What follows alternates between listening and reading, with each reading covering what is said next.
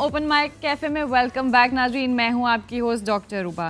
Viewers, आज के episode में हम लोग बात करेंगे गोल्डन एरा देखने के बाद फिल्म इंडस्ट्री डिक्लाइन में कहां तक गई कि उसका नामो निशान ना रहा। इसी के साथ साथ जो क्वालिटी थिएटर्स होते थे जिसको फैमिलीज देखने जाती थी और उसके बाद वो सिर्फ वल्गैरिटी का नाम रह गए, ऐसा क्यों हुआ, सब पे बात करेंगे हमारे पैनलिस्ट डमी म्यूजियम के गेस्ट के साथ साथ। आज हमारे साथ गेस्ट मौजूद हैं जो कि मूवीज़ में काम कर चुके हैं, थिएटर में बहुत इंपॉर्टेंट काम करते रहे हैं, इवन आज भी बड़े नामों में से उनका नाम आता है। वेलकम करते हैं, सरदार कमाल साहब मौजूद हैं जी। हमारे डमी म्यूजियम से आए हुए लोग होते हैं, उनमें सिर्फ एक आज डमी नहीं है, that is Asad Kaifi. As Asad Kaifi बैठेंगे। अच्छा, मैं प्रोड्यूसर लगा तो मेरा तो तारुक कराया नहीं। हाँ यार, प्रोड्यूसर आप दुनिया जान के प्रोड्यूसर्स से मिले होंगे। इन प्रोड्यूसर आज पहली दफा नहीं मिले हम। अच्छा, साथ कौन कौन है? मेरे नाम शुमैला कंवल। मेरे नाम दी टिकटां वेखदियां ने, अगलियां सीटां सारियां मेरियां फुल होंदियां ने। ਤਾਂ ਸਾਡੇ ਤੇ ਵੱਡਾ ਡਮਾ ਲਾਇਆ मैं तो दस क्या लाया? डमा और ये कौन है? मेरा नाम सानिया कैफ है जी। ਇਹ ਮੁਲਤਾਨ ਦੀ ਡਾਂਸਿੰਗ ਡੋਲ ਹੈਗੀ ਜੇ ਇਹਨੇ ਪੈਸੇ ਲੈਂਦੀ डांसिंग डोल। दो लेंगे। अच्छा, समझ आती है कि थिएटर के साथ ये जुल्म क्यों हुआ। राक्षस ये हैं, इंट्रूडर्स ये हैं। आपने थिएटर को रेप किया है। अच्छा भाई, मैं ना इन्ना पढ़े लिखे नहीं आ, मैं नजर आसान गल उर्दू या पंजाबी। इसी बात जो का बंदा धोखा। डामा कह रहा है उसके साथ क्या बात करनी है? ਇਹਨਾਂ ਗੱਲ ਕਰੋ ਨਾ ਭਾਈ ਨੇ। ਮੈਂ ਡਾਇਰੈਕਟਰ ਹੈਗਾ ਵਾ, ਮੇਰਾ 150 ਸਕ੍ਰਿਪਟ ਹੈ ਮਾਰਕੀਟ 'ਚ। ਇਹਨਾਂ ਨੂੰ ਪੁੱਛਿਆ ਜਾਵੇ ਕਿ ਹੁਣ ਸਕ੍ਰਿਪਟ ਤੇ ਡਰਾਮਾ ਹੁੰਦਾ ਹੈ। होता ही नहीं है। ਕਈ ਸਾਲ ਹੋ ਗਏ ਹੁਣ ਤਾਂ ਸਾਨੂੰ ਸਕ੍ਰਿਪਟ ਵੇਖਿਆ ਹੀ, ਡਾਇਰੈਕਸ਼ਨ ਜਿਹੜੀ ਕਰਦੇ ਸਨ ਉਹ ਲੋਕ ਗਾਇਬ ਹੋ ਗਏ। अच्छा जी, आगाज ही क्यों ना हम सरदार कमाल, आप जरा बताएं सरदार कमाल साहब, क्यों रूबा सवाल हुई? अर्ज ਇਹ ਕਰਨਾ ਚਾਹ ਰਿਹਾ ਕਿ ਜਿਹੜੇ ਜ਼ਿੰਦਾ ਫਨਕਾਰ ਨੇ, ਜ਼ਿੰਦਾ ਡਾਇਰੈਕਟਰ ਨੇ, ਜਿਹੜੇ ਬਚ ਗਏ ਨੇ, ਹਾਲਾਤ ਤੋਂ ਬਚ ਗਏ ਨੇ ਜਾਂ ਅੱਲਾ ਨੇ ਉਹਨਾਂ ਦੀ ਜ਼ਿੰਦਗੀ ਵਧਾਈ ਹੈ, ਉਹ ਘਰਾਂ 'ਚ ਬੈਠੇ ਤਨਕੀਦ ਕਰ ਰਹੇ ਨੇ। ਜਿਵੇਂ ਮਸੂਦ ਅਖਤਰ ਸਾਹਿਬ ਹੋ ਗਏ, ਇਰਫਾਨ ਖੋਸੜ ਸਾਹਿਬ ਹੋ ਗਏ, ਉਸਮਾਨ ਪੀਰਜ਼ਾਦਾ ਸਾਹਿਬ ਹੋ ਗਏ। ਇਹ ਤਨਕੀਦ ਕਰਦੇ ਕਿ ਥੀਏਟਰ ਅੱਛਾ ਨਹੀਂ ਹੋ ਰਿਹਾ, ਥੀਏਟਰ ਦੇ ਦਰਵਾਜ਼ੇ ਉਹਨਾਂ ਤੇ ਬੰਦ ਨਹੀਂ ਹੈਗੇ। ਉਹਨਾਂ ਨੂੰ ਚਾਹੀਦਾ ਹੈ ਉਹ ਵਾਪਸ ਆਣ, ਆ ਕੇ ਜਿਹੜਾ ਉਹ ਥੀਏਟਰ ਅੱਛਾ ਸਮਝਦੇ ਨੇ, ਜਿਸ ਤਰ੍ਹਾਂ ਉਹ ਕਰਾਉਣਾ ਚਾਹੁੰਦੇ ਨੇ ਉਸ ਤਰ੍ਹਾਂ ਕਿਉਂ ਨਹੀਂ ਕਰਾਉਂਦੇ। भाईजान नहीं करवा सकते इसलिए कि ਉਹ ਕਦੇ ਉਹ ਜਿਹਾ ਡਾਂਸ ਨਹੀਂ ਕਰਵਾਉਣਗੇ, ਤੇ ਜੇ ਡਾਂਸ ਨਹੀਂ ਕਰਵਾਉਣਗੇ ਤੇ ਉਹ ਜਾ ਕੇ ਆਪਣੇ ਆਪ ਨੂੰ ਫਲॉप ਕਰਨਗੇ। ਸਰ ਇੱਥੇ ਆਰਟ ਪਲੇ ਵੀ ਹੁੰਦਾ ਲੰਬਰਾ 'ਚ, ਕਮਰਸ਼ੀਅਲੀ ਇਤਨਾ ਵਾਇਬਲ ਨਹੀਂ ਹੋਗਾ। ਉਹਦਾ ਵੀ ਟਿਕਟ ਵਿਕਦਾ ਜੀ, ਉਹਦੇ 5000 ਦਾ 10000 ਦਾ ਬਲਕਿ ਟਿਕਟ ਵਿਕਦਾ। ਉਹਦਾ ਤਾਂ ਬਹੁਤਾ ਵਿਕਦਾ ਜੀ, ਉਹਦਾ ਟੈਕਸ ਵੀ ਨਹੀਂ ਹੁੰਦਾ। ਤੇ ਜੇ ਇਸ ਥੀਏਟਰ ਦੀ ਗੱਲ ਕਰਨੇ ਕਿ ਜੀ ਜਿਹੜਾ ਅਸੀਂ ਥੀਏਟਰ ਕਰਨੇਗੇ ਜੀ, ਇੱਥੇ ਕਹਿੰਦੇ ਫੈਮਿਲੀ ਇੱਥੇ ਵੀ ਆਂਦੀ। ਵਾਕਿਆ ਯਾਦ ਹੈ ਕਿ ਇੱਕ ਥੀਏਟਰ ਸੀ, ਉੱਥੇ ਡਰਾਮਾ ਕਰ ਰਹੇ ਸੀ ਤੇ ਮੈਂ ਤਾਰਕ ਟੈਡੀ ਨੂੰ ਕਹਿ ਰਿਹਾ ਸੀ, ਮੈਂ ਟੈਡੀ ਯਾਰ ਕੋਈ ਐਸੀ ਗੱਲ ਨਾ ਕਰੀ, ਫੈਮਿਲੀ ਬੈਠੀ ਹੋਈ ਹੈ। ਉਦੋਂ ਉਹ ਮਸ਼ਹੂਰ ਸਨ ਕਿ ਜੀ ਇਹ ਬਹੁਤ ਗੰਦੀ ਗੱਲ ਕਰਦੇ ਨੇ। ਉਹ ਤਾਰਕ ਟੈਡੀ ਦੇ ਜਾਣ ਤੇ ਮੈਂ ਵੇਖਿਆ ਕਿ ਉਸ ਲੜਕੀ ਨੇ ਅਗਲੀ ਸੀਟ 'ਚ ਸਿਰ ਮਾਰਿਆ। ਉਹ ਫੈਮਿਲੀ ਦਾ ਅਸੀਂ ਨਤਾਰਾ ਕਿਵੇਂ ਕਰੀਏ ਵੀ ਅੱਛੀ ਗੱਲ ਸੁਣਨ ਵਾਲੀ ਕਿਹੜੀ ਹੈ ਤੇ ਦੂਸਰੀ ਗੱਲ ਸੁਣਨ ਵਾਲੀ ਕਿਹੜੀ। अच्छा, वो वल्गर बात पे सिर मार रही, ਮੈਂ ਕਿਹਾ ਜੀ ਇਸ ਤਰ੍ਹਾਂ ਅਗਲੀ ਸੀਟ 'ਚ ਉਹਨੇ ਸਿਰ ਮਾਰਿਆ। ਮੈਂ ਪਰੇਸ਼ਾਨ ਹੋ ਗਿਆ ਕਿ ਯਾਰ ਇਹਨੂੰ वो वैसे हिली होनी वरना तारिक टेडी दी किसी भी गल ते वो खातून सिर कैसे मार। ਉਹ ਅਗਲੀ ਸੀਟ ਵਾਲੇ ਨੂੰ ਕਹਿ ਰਹੇ ਸੀ ਹੋਸ਼ ਕਰ ਸਾਲਿਆ, ਇਹਨੂੰ ਮਨਾ ਕਰ। ਬਾਕੀ ਕਿ ਜੀ ਇਹਨਾਂ ਦੇ ਹੱਥ ਵਾਸਤੇ ਥੀਏਟਰ ਅਲਹਮਰਾ, ਚਲੋ ਅਲਹਮਰਾ ਤਾਂ ਉਹਨਾਂ ਦੀ ਆਪਣੀ ਜਾਗੀਰ ਹੈ ਨਾ ਜੀ, ਉੱਥੇ ਅੱਛਾ ਥੀਏਟਰ ਕਰ ਲੈਣ। ਬਾਕੀ ਲੋਕਾਂ ਨੂੰ ਵੀ ਸ਼ਰਮ ਆਈ ਯਾਰ ਸਾਨੂੰ ਇਹੋ ਜਿਹਾ ਥੀਏਟਰ ਕਰਨਾ ਚਾਹੀਦਾ। ਅਫਜ਼ਾਲ ਅਹਿਮਦ ਸਾਹਿਬ ਨੇ ਕੀਤਾ 3 ਸਾਲ ਜਾਂ 4 ਸਾਲ ਇੱਕ ਥੀਏਟਰ ਦਾ ਇੱਥੇ ਚੱਲ ਜਾਣਾ, ਜਮਨ ਜਨ की मैली चादर, ਇਹ ਰਿਕਾਰਡ ਦੀ ਗੱਲ ਹੈ। मैंने पहली दफा आपको उसी में देखा था जिसमें आप ट्रांसजेंडर्स थे। अल्टीमेट था सरदार कमाल। मैंने आज तक ऐसा शानदार, ऐसा एनर्जी से भरपूर एक कैरेक्टर नहीं देखा जो सरदार कमाल ने ट्रांसजेंडर्स किसने नहीं किए। बड़े बड़े मतलब सोहेल अहमद जैसे स्टालवर्ट्स ने कर रखा, डस्टिन हॉफमैन ने भी किया हुआ, सब ने किया। लेकिन जो कमाल सरदार कमाल से अल्लाह ताला ने करवाया, बेशक इसने गोल्डन साटन होता है ना, सिल्की गोल्डन साटन, क्यों जनाब यही कपड़े थे ना? ਬਿਲਕੁਲ ਯਹੀ ਥੇ। मेरी मेमोरी देखें। ਤੁਹਾਡੀ ਮੈਮਰੀ ਤੇ ਇੱਕ ਬੰਦੇ ਦੇ ਲਾਲ ਬੂਟ ਜਿਹਾ ਸੀ ਕੈਨੇਡਾ ਦੇ ਇਹਨਾਂ ਨੇ। वो भी याद थे मुझे साटन कैसे याद रहेगी। कैसे? फ्लोर था स्लिपरी, जैसे वुडन फ्लोर होता है ना, जी। तो ये नाचते नाचते एक जगह पे आके गिरते थे और स्लिप होते, जैसे स्केटिंग करता जाता है ना बंदा अपने सिल्क की वजह से। एक ये और एक नवाज अंजुम, नवाज जी ही वॉज ऑल्सो रिमार्केबल। अच्छा, बात यह कि अगर मान लिया जाए कि सिर्फ लोग वल्गैरिटी देखने आते हैं तो फिर ये जन्म जन्म की मैली चादर ये सुपर डुपर हिट क्यों हुआ? चलो ये पुरानी बात होगी। आज भी ये शाह शुराबील आज आकर अगर फैंटम करवाए, ये बिल्कुल गलत है कि लोग सिर्फ जो है वो जी बिल्कुल गलत देखना चाहते हैं, वो ये चलाना चाहते हैं। ਸਰ ਉਹ ਬਾਜ਼ਾਰੇ ਹੁਸਨ ਤੇ ਪਲੇ ਹੋ ਰਿਹਾ ਸੀ ਔਰ ਇੱਕ ਜੁਮਲਾ ਉਹ ਚ ਵਲਗਰ ਨਹੀਂ ਸੀਗਾ। ना क्योंकि ਉਹਦੇ ਰਾਈਟਰ ਕਿਤਨੇ ਸਨ 7-8 ਤੇ ਰਾਈਟਰ ਸਨ ਨਾਸਰ ਅਦੀਬ ਸਾਹਿਬ ਬਸ਼ੀਰ ਨਿਆਜ਼ ਸਾਹਿਬ वाह वाह वाह परवेज कलीम साहब आगा हसन इम्तिसाल साहब इरफान खुसर साहब अफजाल साहब जी 8-9 ਰਾਈਟਰਾਂ ਨੇ ਕੰਮ ਕਰਦੇ ਸਨ ਇੱਕ ਸਕ੍ਰਿਪਟ ਹੈ ਉਹ ਦੇਤਾ 8 ਰਾਈਟਰਾਂ ਨੂੰ ਉਹਨਾਂ ਨੂੰ ਕਹੀ ਤੁਸੀਂ ਆਪਣਾ ਸੀਨ ਲਿਖ ਕੇ ਲਿਆਣਾ ਹੈ ਫਿਰ ਉਹਦੇ ਚੋਂ ਇੱਕ ਇੱਕ ਲਾਈਨ ਕੱਢਦੇ ਸਨ ਜਿਹਦੀ ਲਾਈਨ ਪਸੰਦ ਆਉਂਦੀ ਸੀ ਕਿ ਯਾਰ ਇਹ ਰਾਈਟਰ ਦੀ ਅੱਛੀ ਲਾਈਨ ਹੈ स्क्रिप्ट सेम है वो फिर एडजस्ट करके फिर वो ड्रामा होता है थिएटर इज क्राफ्ट्समैनशिप देखिए राइटिंग उसमें सिंपल नहीं होती थिएटर में जो स्पॉन्टेनिटी है एक्टिंग की जो तरीका है स्टेज पे चलने का जो आवाज़ पे कंट्रोल चाहिए वो किसी और मीडियम में नहीं इस्तेमाल होता मेटिकुलस इतना मेटिकुलस मैंने किसी को नहीं देखा जितना स्टेज डायरेक्टर कि तुमने आके टर्न गलत जगह पे लिया तुम्हारा एंगल फिल्म में टीवी में who cares and who bothers the camera is very forgiving yes ਭਾਈ ਨੇ ਡਰਾਮਾ ਥੋੜੇ ਟਾਈਮ 'ਚ ਨਹੀਂ ਵਿਖਾ ਸਕਦੇ 1.5 ਘੰਟੇ ਦਾ ਸਾਰਾ ਥੀਏਟਰ ਨੂੰ ਟਾਈਮ ਹੈਗਾ ਜੇ ਜਾਂ ਤੇ 3 ਘੰਟੇ ਲੈ ਕੇ ਦਿਓ ਨਾ ਤੈਨੂੰ ਕੀ ਤੁਸੀਂ ਮੈਰਿਜ 3 ਚੱਲਦਾ ਘੰਟੇ ਲੈ ਦਿਓ ਉਹਦੇ 'ਚ ਡਰਾਮਾ ਬਿਹਤਰ ਨਹੀਂ ਹੋਏਗਾ ਗਾਣੇ ਵੱਜਣ जी ਅਰਜ਼ੇ ਵੀ ਕਿ ਦੇਖੋ ਲਾਹੌਰ ਤੇ ਬੜਾ ਸੈਂਸਰ ਹੈ ਇੱਥੇ ਬੜਾ ਲੋਕ ਚੈੱਕ ਕਰਦੇ ਨੇ ਆ ਕੇ ਹੁਣ ਸਾਈਵਾਲ ਡਰਾਮਾ ਹੋ ਗਿਆ ਜਾਂ ਉਕਾੜਾ ਹੋ ਗਿਆ ਜਾਂ ਤਲੰਬੇ ਹੋ ਗਿਆ ਉੱਥੇ ਹੁਣ ਕੋਈ ਵੀ ਕੋਈ ਗੰਦੀ ਹਰਕਤ ਕਰੇਗਾ ਜਾਂ ਗੰਦਾ ਗਾਣਾ ਕਰੇਗਾ ਜਦੋਂ ਵੀਡੀਓ ਤਾਂ ਉਹਨਾਂ ਨੂੰ ਥੀਏਟਰ ਦੀ ਸ਼ਨਾਖਤ ਨਹੀਂ ਹੈਗੀ ਉਹ ਪੈਣਾ ਸਾਡੇ ਤੇ ਥੀਏਟਰ ਤੇ जी जी जी ਉਹ ਲੱਗਦਾ ਇਹ ਵੀ ਕਿ ਤੁਹਾਡੀ ਵਿਸਾਸਤ ਨਾਲ ਅਗਰ ਗੱਲ ਪਹੁੰਚੇਗੀ ਯਾਰ ਮੁਲਤਾਨ ਵੀ ਚੈੱਕ ਕਰ ਲਓ ਜਾਂ ਉੱਥੇ ਤਲੰਬੇ ਵੀ ਚੈੱਕ ਕਰ ਲਓ ਜਾਂ ਸਾਈਵਾਲ भी चेक कर लो यहाँ पर भी एक इंटरेस्टिंग चीज जिसका कतन कोई ताल्लुक नहीं है that is Umar Sheikh formula Umar Sheikh formula क्या है डू यू नो दैट कि it is policing of the police department जिस दिन वो लोग गिरफ्तार होना शुरू हुए वो अफसरान बाला जिनकी जिम्मेदारी है एक बंदा गिरफ्तार कर दो मुल्तान हो जाए उकाड़ा हो जाए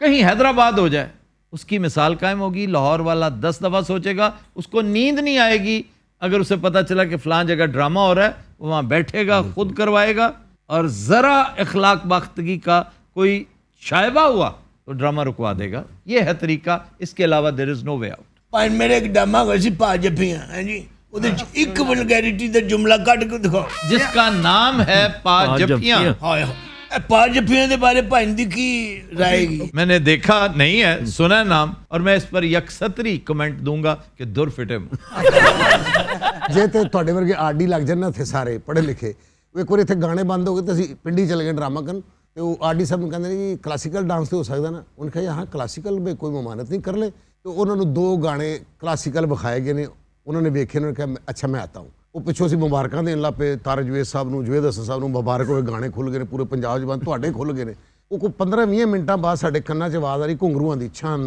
ਛਨ ਛਨ ਆਰਡੀ ਸਾਹਿਬ ਨੇ ਚੂੜੀ ਵਾਲਾ ਪਜਾਮਾ ਪੈਰਾਂ 'ਚ ਘੁੰਗਰੂ ਐਡੇ ਐਡੇ ਵਾਲ ਤੇ ਆ ਕੇ ਉਹਨੇ ਕਿਹਾ ਲਗਾਏ गाना वो खुद क्लासिकल नचे ने नचन तो बाद उन्होंने कहा भाई क्लासिकल ये होता है जो आपने दिखाया वो क्लासिकल नहीं है इजाजत नहीं है ਹਾਏ ਉਹ ਘਰੋਂ ਕਿਤੇ ਪਜਾਮਾ ਲੈਣ ਗਿਆ ਸੀ अच्छा जी आप क्या कहती हैं ਅਸੀਂ ਤੇ ਇਹੀ ਕਹਿ ਰਹੀ ਹਾਂ ਕਿ ਡਰਾਮਾ ਸਾਡੇ ਸਿਰ ਤੇ ਚੱਲ ਚੁੱਪ ਕਰਨੀ ਮੈਨੂੰ ਬੋਲਣ ਦੇ ਤੁਹਾਡੀ ਜੁੱਤੀਆਂ ਦਾ ਸਦਕਾ ਮੇਰੀ ਬੜੀ ਪਬਲਿਕ ਹੈ ਉਹ ਤਾਂ ਇਹਨਾਂ ਦੇ ਫੈਨ ਵੇਖਣ ਵਾਲੇ ਹੁੰਦੇ ਨੇ ਜੋ ਲਿਫਾਫੇ ਫੁੱਲਾਂ ਦੇ ਭਰ ਕੇ ਲਿਆਉਂਦੇ ਜਦੋਂ ਇੰਟਰ ਹੁੰਦੀਆਂ ਨੇ ਇਹਨਾਂ ਦੇ ਫੁੱਲ ਸੁੱਟਦੇ ਨੇ ਉਹ ਕਦੀ ਪਿਓ ਦੀ ਕਬਰ ਤੇ ਫੁੱਲ ਨਹੀਂ ਸੁੱਟੇ ਇਹਨਾਂ ਤੇ ਰੋਜ਼ ਸੁੱਟਦੇ जैसे हर जाहिल तरीन पीर आमिल फकीर के भी मानने वाले होते हैं इनके चाहने वाले भी इनके फैंस भी होते हैं तो मैं ये पूछना चाहती हूँ इससे पहले आप दोनों से सवाल है कि जो एक थिएटर था टेलीविजन से पहले तो फैमिली टाइम होता था तो जब उसकी पहली ये एक डाउन स्टेपिंग हुई कि इस किस्म की आनी शुरू हुई तो लोगों ने क्यों नहीं तब एहतजाज किया ये एक दिन में नहीं होता ठीक है ना शुरुआत ज़रूर हुई आई थिंक 70 की दिहाई में शुरुआत हुई और उसके साथ साथ जैसे जैसे वक्त बदला है अनफॉर्चुनेटली जब इस्लामाइजेशन आई है तो उसके साथ जो है थिएटर का हाल ये हुआ ये वो जो वहाँ इसलिए एक- कि जो सोशल थिएटर था जिसमें रोमांस था जिसमें और चीज़ें थी उसको जब बंद करना शुरू हुआ थिएटर ने सर्वाइव तो करना था किसी ना किसी तरीके से तो चलना था वहाँ से ये चेंज होना शुरू हुआ ज़ियाउल हक का वजूद हमारे यहाँ फ़नून लतीफ़ा के लिए फिल्म थिएटर इवन टेलीविज़न के लिए कोविड-19 साबित हुआ इसमें कोई शक नहीं कि ज़ियाउल हक खुद बाज़ौक़ आदमी था अजीब सा ही ज़ौक था कि शत्रुघ्न सिन्हा जो है जी वो हीरो था सर एंड मुसर्रत नज़ीर के गाने बड़े ज़ौक़ शौक से सुना करते थे वो लेकिन हालत ये थी कि उस वक्त आप मेरे बॉस थे पोलका हमारा क्लाइंट था उसकी फिल्म लेके जा रहा था बिल्कुल। तो खालिद गयास साहब ने कहा जनाब इसमें एक तो चुटकी बजाती है ना जो दैट इज वल्गर हाँ वो एक्सेप्टेबल नहीं कि है किस तरह वल्गर हो सकती है यार? खालिद गया साहब ने क्या जी खालिद गयास साहब उस वक्त इसलिए कि टीवी में अजीब उस वक्त वो सोच एक ही बात करते थे मेरी नौकरी 10 सवाल अच्छा अच्छा मैं इनसे पूछ रही हूँ, आप बताइए कि आप क्या कहती हैं कि थिएटर कैसे ठीक हो सकता है? थिएटर ठीक नहीं, हो सकता आपसे नहीं, आप उस वक्त से बोल रही हैं, सानिया कैफ साहिबा से पूछ रही हूँ। थिएटर ठीक हो सकता है जे ड्रामे च मैं काम करा, पब्लिसिटी वड्डी होनी चाहिए, मेरा नाम वड्डा होना चाहिए, इंटरवल ते गाना मैं करा। अच्छा आपका अच्छा, वो ये भी बड़ी खास बातें भी शशके हैं कि इंटरवल पे गाना, जी, ये कोई खास चीज है। ਸਾਰਾ ਇੰਟਰਵਲ ਜਿਹੜਾ ਹੁੰਦਾ ਨਾ ਉਹ ਕਹਿ ਲੋ ਕਿ ਵੱਡੀ ਕਲੈਪ ਹੁੰਦੀ ਏ ਉਹ ਫਿਰ ਕੁੜੀਆਂ ਲੜਦੀਆਂ ਨੇ ਤੁਹਾਨੂੰ ਪਤਾ ਇੱਕ ਡਰਾਮੇ 16 ਕੁੜੀਆਂ ਸੀ ਮੇਰੇ ਕੋਲ शो स्टॉपर ਔਰ है ਗਾਣੇ ਸੀ ਸਾਰੇ 6 ਫਿਰ ਮੈਨੇਜ ਕੀਤਾ ਨਾ 4 ਕੁੜੀਆਂ ਦਾ ਮੈਡਲੇ ਕਰਵਾਇਆ ਹਾਏ ਹਾਏ ਅੱਜ ਛੱਡੀਆਂ ਨੇ ਤੇ सर मुझे तो लिटरली एम्बैरेसमेंट हो रही है इनका माइंडसेट, इनके कॉन्सेप्ट सुन ਉਹ के। ਡਾਕटर ये ਸਾਹਿਬ थिएटर का सवाल नहीं है, ये हमारी सोसाइटी का सोसाइटी का सवाल सवाल है। वैसे उम्र से थिएटर बहुत पुरानी हिस्ट्री है, ग्रीक थिएटर से चली आ रही है, हजारों साल से चली आ रही है। बिल्कुल बिल्कुल ऐसी ही है। बहुत बड़ा रोल रहा है, बहुत हर बड़ा- सोसाइटी में रोल रहा है। बिल्कुल हर सोसाइटी में उसके अपने अपने तहजीबी जो मखसूस दायरे थे उनके तहत रोल रहा है। आपने यूनान की बात की, उसको तो थिएटर का माखा समझा जाता है ना। और डिपक्स रेक्स का ड्रामा 2500 साल से पहले के अरसे का, सोफक्लिस का, वो आज भी यूरोप में दिखाया जा रहा है, आज भी अच्छे थिएटर्स में जो एशिया के दिखाया जा रहा है। और फिर उसमें पूरी डिपिक्शन है ना सिर्फ समाज की बल्कि उस मिथ की। फिर मिडिवल पीरियड में आप देखें एलिजाबेथियन एरा को जिसने समझना हो वो शेक्सपियर पढ़ ले, मार्लो और शेक्सपियर, मार्लो शेक्सपियर पढ़कर पूरा कॉन्टिनेंटल अप्रोच की समझ आ जाती है। फिर रेनेसांस में जो उसका असर रहा, रेनेसांस के बाद रिफॉर्मेशन में, एनलाइटमेंट में, खुद हमारे यहाँ तहरीक आज़ादी की मूवमेंट के अंदर थिएटर का बहुत बड़ा किरदार था। लेकिन सर मैं एक बुनियादी सवाल समझना चाहता हूँ, आप तीनों माहिरीन बैठे हैं, आप वल्गैरिटी की बात कर रहे हैं सर। ठीक है, पाकिस्तान में समझ आता है कि थिएटर का सवाल था तो वल्गैरिटी का सहारा लिया गया, लेकिन सर क्या वजह है कि वल्गैरिटी आज बॉलीवुड, हॉलीवुड, नेटफ्लिक्स, इधर वल्गैरिटी की हद हुई हुई है, इंतहा हुई हुई है। वहां पर वल्गैरिटी जो है ना वो सिर्फ साइडलाइन पे होती है, वो मेन कोर्स नहीं होता। हमारे यहाँ मेन कोर्स वल्गैरिटी है और साइडलाइन पे भी वल्गैरिटी है। सर अब हाउस ऑफ कार्ड्स जैसा एक सियासी ड्रामा, उसके अंदर वल्गैरिटी डाल के उसका पूरा वो अप्रोच ही खराब कर आप ये देखें कि हाउस ऑफ कार्ड्स जहां से शुरू हुआ था सीजन 1 और उसके बाद जो हुआ सीजन 1 ही उसका था, उसके बाद तो मजाक बन गया वो। लेकिन सर ये सारी चीज़ें ऐड तो हो गई ना। मैं इनकी बात सेकंड करती हूँ। एक एक्ट्रेस है, Indian old actress Waheeda Rehman साहिबा, मैं उनका इंटरव्यू सुन रही थी एक दफ़ा। शी सेड कि जब नई नई कलर फिल्म्स आई तो बहुत ज़्यादा लाइट उनके ऊपर डाली जाती थी for better results and stuff. तो एक कोई उनका क्लोजअप का सीन था, जब इतनी स्ट्रॉन्ग लाइट डाली तो उनकी आंखें रेड हो गई, उसकी वजह से हो जाती थी अक्सर। सेंसर बोर्ड ने वो क्लियर नहीं की कि ये रेड आंखें जो हुई हुई हैं ये सडक्टिव लगती हैं। तो इतनी सी चीज सेंसर कर दी जाती थी और अब वहां पे भी कहां से कहां स्टैंड। गाने सब साड़ी में होते थे। ਇੱਥੇ ਸਾਡੇ ਕਲੋਜ਼ ਲੈਂਦੇ ਲੈਂਦੇ 9 ਟੇਕਾਂ ਨੇ ਜੀ ਨੀਲੀ ਬੇਗਮ ਦੀਆਂ। ਯੂਨਸ ਮਲਕ ਸਾਹਿਬ ਸ਼ਾਟ ਲੈ ਰਹੇ ਸਨ, 8 ਵਾਰੀ ਟੇਕ 9 ਵਾਰੀ ਟੇਕ ਉਹਨੇ ਕਿ ਨੀਲੀ ਬੇਗਮ ਨੇ ਪੁੱਛ ਲਿਆ ਮਲਕ ਸਾਹਿਬ ਪ੍ਰੋਬਲਮ ਕੀ ਹੈ? ਕਹਿੰਦਾ ਮੈਡਮ ਤੁਹਾਡੀਆਂ ਅੱਖਾਂ ਦਾ ਫੁੱਟ ਵਰਕ ਸਹੀ ਨਹੀਂ ਮਿਲ ਰਿਹਾ ਹੈਗਾ। अखा दा फुटवर्क वाह वाह, वो इस जैसे होंगे भाईजान। ਹਾਏ ਨੇ ਐਸੀ ਵੀ ਗੱਲ ਨਹੀਂ ਹੈਗੀ, ਸਾਨੂੰ ਏਡੇ ਵੀ ਨਾ ਠੰਡੇ ਸਮਝੋ। अच्छा जी, आप मंथली कितने कमाती हैं? 1 ਲੱਖ ਤੇ ਮੈਂ ਲੈ ਲੈਣੀ ਆ महीने का? ਹਫਤੇ ਦਾ ਭਾਏ ਨੇ ਨਹੀਂ ਹਫਤੇ ਦਾ। कितना जुल्म है, कितनी ऑब्जेक्टिफिकेशन होती है औरत की। जी जी जी। और इस ऑब्जेक्टिफिकेशन का अंदाजा खुद औरत को है ही नहीं कि उसके साथ हो क्या रही है। ਸਰ ਥੀਏਟਰ ਦਾ ਕੋਈ ਦਰਵਾਜ਼ਾ ਨਹੀਂ, ਕੋਈ ਚੈਕਿੰਗ ਨਹੀਂ ਹੈਗੀ, ਜਿੱਥੋਂ ਮਰਜ਼ੀ ਕੋਈ ਟਰੱਕ ਭਰ ਕੇ ਡਾਲਾ ਭਰ ਕੇ ਆ ਜੇ। ਔਰ ਮਜ਼ੇ ਦੀ ਤੁਹਾਨੂੰ ਮੈਂ ਗੱਲ ਦੱਸ ਰਿਹਾ ਕਿ ਲੜਕੀ ਸਾਡਾ ਕੰਮ ਵੀ ਕਰਦੀ ਕਿੰਨੇ ਦਿਨਾਂ ਤੋਂ। ਉਸ ਸਿਸਟਰ ਨੂੰ ਮੈਂ ਕਿਹਾ ਜਾ ਉਹਨੂੰ ਕੋ ਜਾ ਕੇ ਵੀ ਤੇਰੀ ਐਂਟਰੀ ਹੈ ਅਮਾਨਤ ਚੰਦ ਸਾਹਿਬ ਨਾਲ। ਤੇ ਅੱਲਾ ਸ਼ਾਇਦ ਉਸ ਕੁੜੀ ਨੇ ਕਿਹਾ ਅਮਾਨਤ ਚੰਦ ਕੌਣ ਹੈ? ਉਹਨੂੰ 15 ਦਿਨ ਹੋ ਗਏ ਨੇ ਸਾਡਾ ਕੰਮ ਕਰਦੇ। ਮੈਂ ਕਿਹਾ ਯਾਰ ਉਹਨੂੰ ਮੇਰਾ ਵੀ ਨਾ ਦੱਸੀ ਜਾ ਕੇ ਵੀ मैं कौन हाँ। जैसे उस लड़की ने मुनीर नियाजी से कहा था कि आप भी शायर हैं, कहता नहीं मैं कतील छुपाई है। सरदार साहब एक गलती दसो, ਜਿਹੜੀ ਥੀਏਟਰ ਦੀ ਇਸੇ ਹਾਲਤ ਹੈਗੀ, ਜਿਹੜਾ ਸਰਮਾਇਆ ਲਾਂਦਾ ਉਹਦੇ 'ਚ ਉਹਨੂੰ ਕਮਾਈ ਹੈ, बेहतरीन कमाई है और बेहतरीन कोशिश भी ਜਿਹੜੇ कुछ लाहौर च प्ले ਜਿਹੜਾ ਹੋ ਰਿਹਾ ਨਾ ਜੀ ਉਹਦੇ ਤੇ ਕੋਸ਼ਿਸ਼ ਹੋ ਰਹੀ ਹੈ। ਠੀਕ ਹੈ, ਜਿਵੇਂ ਕਿ टैक्स भी तो कम हो गया, टैक्स ही 5% ਤੇ ਹੋ ਗਿਆ ਜੀ। 15 से 5%। हाँ जी 5% एंटरटेनमेंट टैक्स जो है। ठीक है जी, 5000 रुपए टिकट है थिएटर ਦਾ। ਮਤਲਬ ਕੋਸ਼ਿਸ਼ ਹੈ ਜਿਵੇਂ ਅਲਫਲਾਸੀ ਕਰਨੇ ਆ, ਸਾਡਾ ਪ੍ਰੋਡਿਊਸਰ ਅਰਸ਼ਦ ਚੌਰੀ ਹੈ, ਉਹਦੀ ਕੋਸ਼ਿਸ਼ ਹੁੰਦੀ ਕਿ ਅੱਛਾ ਪਲੇ ਕਰੋ, ਅੱਛੀ ਸੈਟ ਲਵਾਓ, ਅੱਛਾ ਤੁਸੀਂ ਰਿਹਰਸਲ ਕਰੋ। ਲੇਕਿਨ ਮੈਂ ਬੜੀ ਮਾਫੀ ਚਾਹਾਂਗਾ, ਮੇਰੇ ਦੋਸਤ ਨੇ, ਮੇਰੇ ਭਰਾ ਨੇ ਸਾਰੇ ਰਿਹਰਸਲ ਤੇ ਨਹੀਂ ਆਉਂਦੇ। ਸਮ ਟਾਈਮ ਇਹ ਹੁੰਦਾ ਕਿ ਕੌਮੀ ਤਰਾਨਾ ਲੱਗਾ ਹੋਇਆ ਤੇ ਸਾਡੇ ਸਟਾਰ ਇੰਟਰ ਹੋ ਕੇ ਆ ਕੇ ਪੁੱਛਦੇ ਨੇ ਕਿ ਪੁੱਛਦੇ ਵੀ ਨਹੀਂ, ਕਈ ਟਾਈਮ ਘਰੋਂ ਕੱਪੜੇ ਪਾਉਂਦੇ ਨੇ ਕਿ ਅੱਛਾ ਮੈਂ ਫਿਰ ਇਹਦੇ 'ਚ ਇਹ ਬਣ ਕੇ ਤੇ ਮੈਂ ਚਲਾ ਜਾਵਾਂਗਾ। ਉਹਦੇ ਨਾਲ ਹਾਲਤ ਜਿਹੜੀ ਇਹਨਾਂ ਦੀ ਖਰਾਬ ਹੋ ਰਹੀ, ਉਹਦੇ ਜ਼ਿੰਮੇਦਾਰ ਅਸੀਂ ਫਨਕਾਰ ਖੁਦ ਵੀ ਹੈ। ਇਹ ਰਿਹਰਸਲ ਚਾਹੀਦੀ ਹੈ। अगर 7 महीने रिहर्सल जन्म वाली चादर दी हुई है तो वो 3 साल चले। बिल्कुल 3 साल चले और आज तक याद है सर, आज चलाएं वो आज भी सुपर डुपर हिट। चले 1 साल चल गया ड्रामा तो अफजाल साहब लंदन चले गए सन। वो लंदन तो वापस आए ने तो उन्होंने चोरी टिकट लैके तो अपना ड्रामा वेख्या। वो ड्रामा वेखन तो जो वेंडअप होया तो उन्होंने बंदे ने कहा कि मैं अफजाल है, मतलब पिछे जाके को फनकार जावे ना। उन्होंने कहा जी अफजाल साहब आ गए, तुम कर्टन खुला तो कल्ले हाल च बैठे सन। खुदा दी कसम उन्होंने इतनी बेइज्जती की तो उन्होंने कहा यार हाँ मैंने सुनी ये बात। इन्ने दिनों बाद यार मैं मेरा तो ड्रामा खराब करता, फिर रेसल हुई साल तो बस रेसल की थी सारे ने, 1 साल बाद भी किसी ने इतराज नहीं, और सारे सुपरस्टार फनकार से जिहड़े कह सकते यार अफजाल हम नहीं करते, लेकिन उन्होंने कीता है। इत्थे जे कोई उस गल नूं मनण लई तैयार ही नहीं है। शर्तिया मिठे की रिहर्सल हुई थी भाई। रेसल हुई। महीना रेसल होई थिएटर बगैर रिहर्सल के हो कैसे सकता है? अच्छा जी, इस वक्त हम वाइंड अप कर रहे हैं। 2 चीज़ें सरदार कमाल ने बताई हैं। एक तो ये कि अगर आप रिहर्सल्स पे जोर देंगे क्वालिटी बेहतर तो होगी। क्वालिटी बेहतर होगी। ਤੁਹਾਨੂੰ ਕੋਸ਼ਿਸ਼ ਕਰਨੀ ਚਾਹੀਦੀ, ਤੁਸੀਂ ਤੇ ਫਿਲਮ ਬਣਾਉਣ ਲੱਗੇ ਸੋ, ਸ਼ੁਰੂ ਕਰਨ ਲੱਗੇ ਸੋ, ਕੋ मैं करूंगा इंशाल्लाह ताला। पहला कदम ਤੁਸੀਂ ਚੁੱਕੋਗੇ तो फिर इंशाल्लाह बेहतर थिएटर होगा। क्यों नहीं? मैं फिल्म कर लूं, थिएटर भी करेंगे इंशाल्लाह आफ्ताब ताला। साहब। मैं पहले फिल्म कर लूं। और मैं एक अर्ज करना चाहूँगा, अगर ਤੁਸੀਂ थिएटर करो और इंशाल्लाह ताला जिंदगी अल्लाह ਤੁਹਾਨੂੰ ਵੀ ਦੇਵੇ ਮੈਨੂੰ ਵੀ ਦੇਵੇ, ਤੁਸੀਂ ਵੀਕਐਂਡ 'ਚ 2 ਸ਼ੋਅ ਕਰ ਲਓ। अगर 2 ਸ਼ੋਅ ਤੁਹਾਡੇ ਅਨਾਉਂਸਮੈਂਟ ਤੋਂ ਬਾਅਦ 6 ਮਹੀਨੇ ਦੇ ਪੈਕ ਨਾ ਹੋਣ ਤਾਂ ਮੈਨੂੰ ਤੁਸੀਂ ਫੜ ਲੈਣਾ। हाँ, नहीं ऐसे होगा इंशाल्लाह, मुझे पता है ऐसा होगा। और बेस्ट आर्टिस्ट मेरे से ज्यादा कौन जानता है ये कि करना चाहिए, यहाँ ये हर थिएटर सूरत- में ये हर सूरत करना चाहिए। तो हम मैंने- करेंगे। वाइंड अप करते हुए मैं जो गुजारिश पहले कर चुका हूं उस पर कायम हूं कि वल्गैरिटी का इलाज तो 2 मिनट में, 2 मिनट के अंदर वल्गैरिटी का इलाज हो सकता है। एक बंदे को कॉलर से पकड़ें और सीधा हवालात में फेंके। जब पकड़े जाएंगे ना वो लोग जो रिस्पॉन्सिबल हैं, सरकारी उमाल, गिरफ्तारियां डालें, फिर तमाशा देखें, खत्म हो जाएगी ये वल्गैरिटी। एक रिहर्सल वाली बात बहुत अच्छी है। नंबर 2, चूंकि अब टैक्स कम हो गया है, आप थिएटर्स के हालात बेहतर करें और मीडिया के जरिए हमारे हुक्मरानों को चाहिए कि रिक्वेस्ट करें पढ़े लिखे प्रोड्यूसर्स को, इन्वेस्टर्स को नहीं, प्रोड्यूसर्स को, इस काम का बीड़ा उठाएं।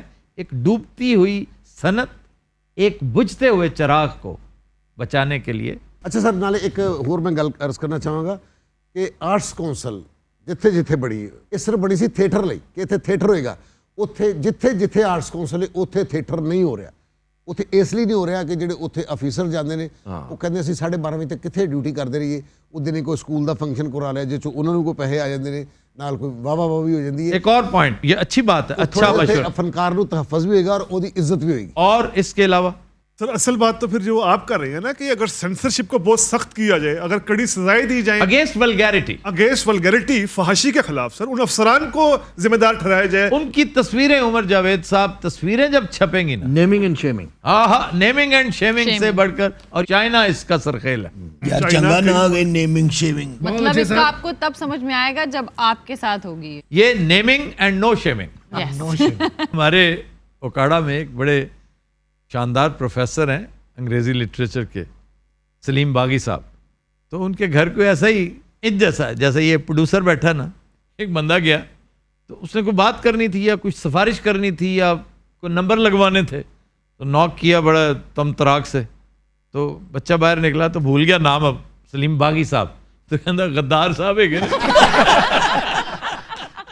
व्यूअर्स, आज के शो का वक्त हुआ, यही बात हम कंटिन्यू करेंगे कल के शो में और इसके साथ साथ बात करेंगे सिल्वर स्क्रीन के डिक्लाइन की भी।